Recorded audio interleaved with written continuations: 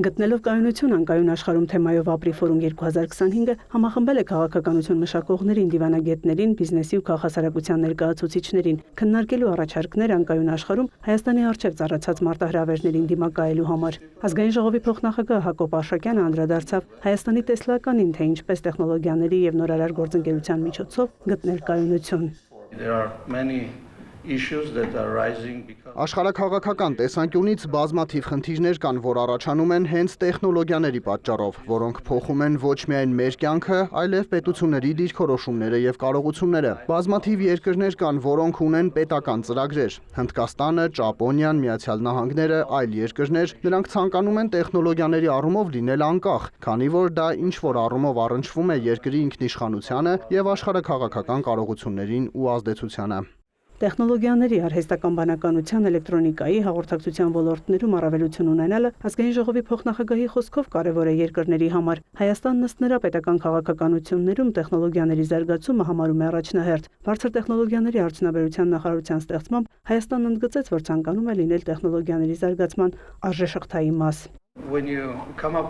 Երբ կոնկրետ ուղերձ է ցեղում աշխարհին, շատ ընկերություններ, որոնց համար կարևոր է օգտվել մրցակցային առավելությունից, տեսնելով այդ ամենը գալիս են Հայաստան, բերելով իրենց կարողությունները։ Հարյուրավոր ընկերություններ արդեն արել են, առնվազն գիտահետազոտական կենտրոններ են տեղակայել Հայաստանում։ Խոսքը վերաբերում է արհեստական բանականությանը, կենսաբժշկությանը, ծրագրավորմանը, էլեկտրոնիկային։ Դա նաև այդ ոլորտում Հայաստանի դիրքավորումն է։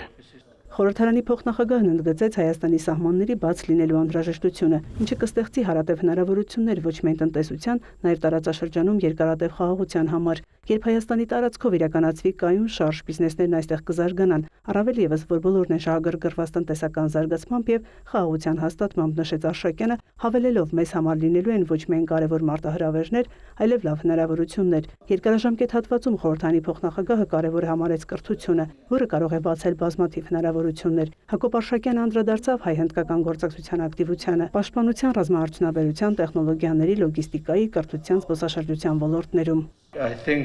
Մենք կարող ենք դարպաս դառնալ ապահովելով Հնդկաստանի կապը Եվրոպայի հետ, Իրանով, Վրաստանով, Սև ծովով։ Խաղաղության խաչմերուկ ծրագրով մեր հնդիկ գործընկերները շատ հետաքրքրված են։ Այն լավ հարթակ կարող է լինել, թեև շատ սահմանափակումներ կան պայմանավորված աշխարհում տարբեր հակամարտություններով։ Եթե հիմա խաղաղության խաչմերուկն աշխատեր, միլիարդավոր դոլարներ անցնեին Հայաստանի ճանապարհով ու երկաթուղով, ապա դա նաև բարգավաճում ու կայունություն կբերեր տարածաշրջանին։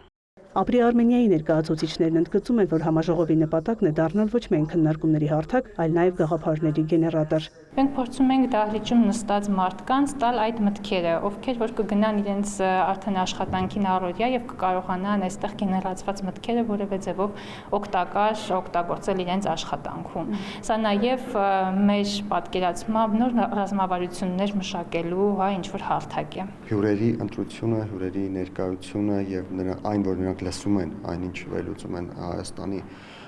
քաղաքական վերլուծաբանները, բավականին մոտեցնում են մեզ այն ուղղություններին, որոնցով Հայաստանի իշխանությունները փորձում են իրականացնել դիվերսիֆիկացման նոր քաղաքականություն։ Երրորդյա համաժողովին տեղի կունենան նաև պանելային քննարկումներ, ֆորումը աշխատանքը կամփոփի հունիսի 13-ին։ Մայա Խաչատրյան, Աշոտ Խաչատրյան, լուրեր։